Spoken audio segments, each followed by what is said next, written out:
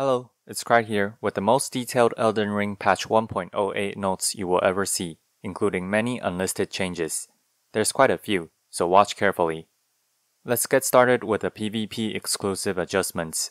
Counter-attack damage for thrusting weapons have been reduced from 30% to 15%. This is a much needed and fair change, as thrusting weapons had this distinct advantage without any downsides. I do, however, wish to see From Software include small bonuses to the other damage types, strike and slash, or make them feel more distinct, like the thrusting weapons. With the Spear Talisman in patch 1.07, you used to do 49.5% more damage on a counter-attack. The new counter-attack damage is 32.25%. The effectiveness of Spear Talisman isn't actually decreased though, because it is multiplicative, and basically just gives you 15% more counterattack damage. The overall damage nerf to counterattacks is 11.54% if we're talking about overall change in damage. Next, reduce guard efficiency when attacking with your shield up for some weapon types. This is referring to shield pokes, as you can attack while guarding with thrusting weapons, yet another unique advantage thrusting weapons hold. This is a great change. These are the multipliers that decrease guard boost stability while shield poking. Yes, if you hold the torch in your left hand, it actually counts as a guard. Why they wanted to nerf torch guard boost when they were already so pathetic is beyond me. The relevant part is definitely the shields. The guard boost nerf is split into small plus medium and great shield, meaning the nerf to great shield is a tad bit more. This nerf also nerfs higher guard boost shields a lot more than lower guard boost shields. Allow me to give you a sneak peek at a tool and another video I'm working on. This is the effective stamina damage calculator. When you are receiving 200 stamina damage after taking into account all the stamina damage calculations, a fully upgraded brass shield without any other boosts such as the Great Shield Talisman or Scholar's Shield will reduce the stamina damage to 62. On the other hand, a Fingerprint Stone Shield, the shield with the highest guard boost in game, will reduce the stamina damage to 28. Now, if we tick the checkbox for shield poking guard boost from the 1.08 update, you will see the multiplier change, which decreases the effective stability of guard boost to 51 and 60 respectively due to the multiplier. The final stamina damage turns into 98 and 80 respectively. This means that while shield poking, the brass shield takes 58% more stamina damage, while the Fingerprint Stone Shield takes a whooping 186% more stamina damage. I am making a video on guarding mechanics and shield poking, which will come out soon, so be sure to like and subscribe so you don't miss the full breakdown. There is actually a secret that will allow you to outperform even the Fingerprint Stone Shield that few if any people even know about. I'll keep you waiting for now. Next, poise damage changes for PvP only. I think these reductions are mostly great, because having to reach 81 poise is quite high and sort of defeats one of the purposes of patch 1.07, to make more armor more viable. I will link Bass Cannon's poise MV sheet in the description down below, but allow me to talk about some numbers. The previous 81 breakpoint is now 69, 12 entire points lower. The poise changes in general also made poise breakpoints much messier, which I like because it means that different people might optimize for their specific needs, and some weaker weapons that got buffed this patch can also better punish people for going low poise on light rolls. The big suggestion for a general breakpoint for me though is 76 poise. While the things highlighted aren't really that common, there are other sources that do 75 poise. For example, the Moonveil's R2 beam, which I will talk about later. So 76 poise is a good general poise breakpoint. After that, I would probably just go for 101 poise with the Bull Gold's Talisman. Next, poise damage of Bestial Sling is actually not reduced as far as I am aware. To those of you who might have fallen under the placebo effect, let me show you something. This is Bestial Sling's ID in the files. However, if you search through the regulation file which contains all the changes for patch 1.08, you will not be able to find this ID at all. It means that they made no changes to Bestial Sling. On the other hand, Carrion Slicer's damage is reduced by 20% in PvP. I think this is a great change because Carrion Slicer was indeed OP in PvP, with high damage, quick speed, and great FP efficiency. In fact, It was so efficient that it was one of the few spells that actually allows you to abuse Lusats over the Regals consistently. Now that we're done with PvP only adjustments, let's take a look at general adjustments. Increase the speed and distance to the following weapon types. This is a great change because these are definitely the less popular weapon types. Part of the reason being the movesets themselves lack range, which is very important. The step-in distance for most of these moves are all increased. Here are some numbers for the speed increase. For daggers, running light attack is 12% faster. All power stance attacks are 10% faster. Both heavy and charged heavy attacks are 25% faster.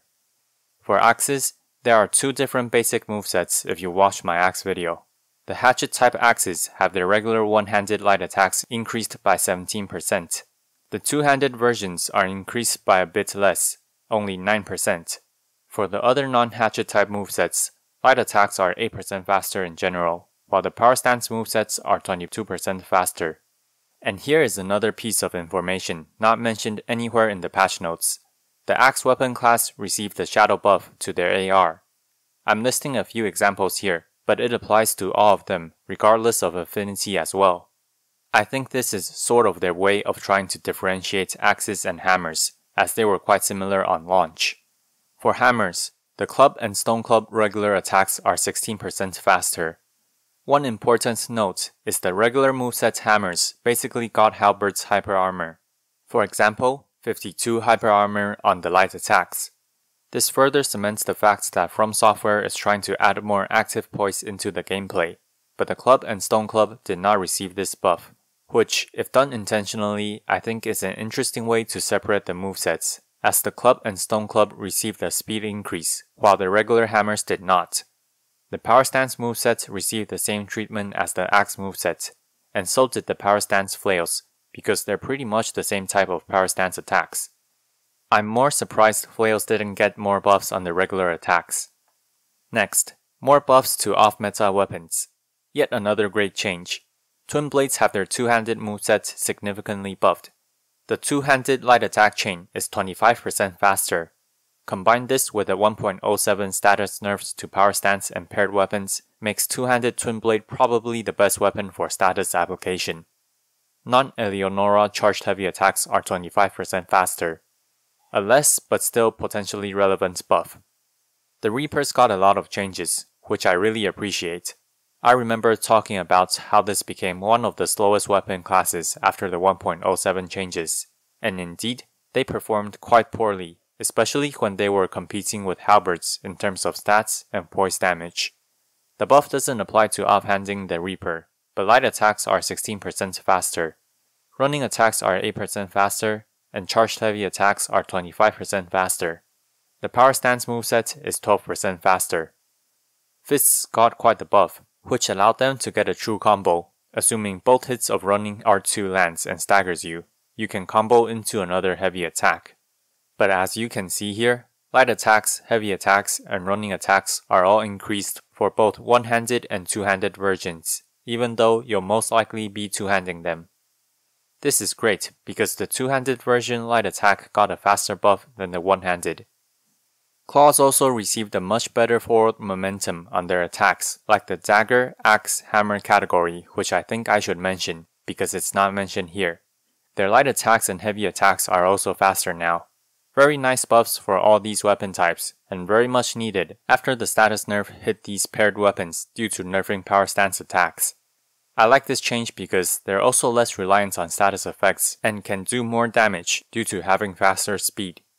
They also just feel more like a quick weapon class now, where they weren't really much faster than some of the light weapon classes before, but suffered from dealing much poorer poise damage and having a lower AR. Okay, to talk about the next change, we will have to talk about a new idea FromSoft came up with.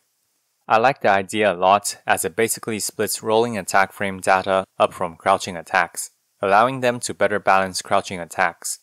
But this produced a bug where you can crouch poke with any weapon class, as long as you have stuff like thrusting sword or heavy thrusting sword slotted in your offhand. Truly a disaster I expect them to fix. Colossal Sword's crouch poke is 17 frames in 1.07. Now the crouch poke is 16 frames in 1.08, while the rolling attack is 14 frames, which is the old speed of 1.06. Not the greatest idea, honestly. If you haven't seen people Bloodhound step poking with UGS, definitely expect to see them in the Colosseum sometime. Next, some small changes which I will talk about together. The stagger change for the axe is not a poise damage increase. It is actually a damage level change that changes the stun caused by the guard counter from 10 frames to 25 frames in 30 FPS. This is more like a bug fix than a buff, so don't be too happy about it. Guard counters on similar weapon classes like hammers or straight swords were already damage level 2. Somehow, the axes were doing damage level 1, which is what daggers, thrusting swords, and torches do. So yes, a buff on paper, but really more of an oversight fix. Increase poise damage when attacking with two-handed hammers. A very misleading line. The only changes here were to two-handed charged heavy attacks, not even regular heavy attacks. Sorry to all the hammer users celebrating prematurely. You will likely hardly even feel the difference.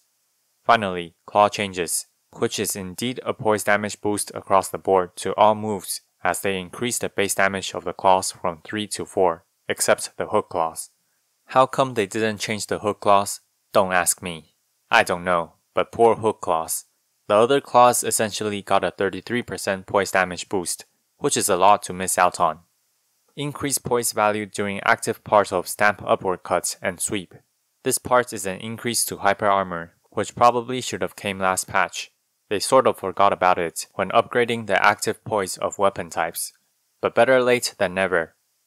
Moonveil changes, which everyone but Moonveil users are probably rejoicing over. This is the comparison between the old and new Moonveil. The total R1 and R2 poise damage are exactly the same if you land both the blade and the sword aura. However, if you only land the aura, the poise damage is reduced from 125 to 50 for the R1 and 125 to 75 for the R2. Remember what I said about having 76 poise? Well, that poise breakpoint can help you with the Moonveil too. The weapon art was honestly on the strong side, even if you weren't being careful about using it. For those people crying about this nerf, just think about it this way. Unsheathed is still a good weapon art, and Transient Moonlight is still unsheathed with the sword aura. Thrusting swords and heavy thrusting sword crouch poke nerf to differentiate them from the rolling attacks. These moves weren't the weapon's most prominent moves, so honestly, not that big of a deal. Reducing the stagger of two-handed heavy thrusting sword jumping attacks is definitely a bigger deal though.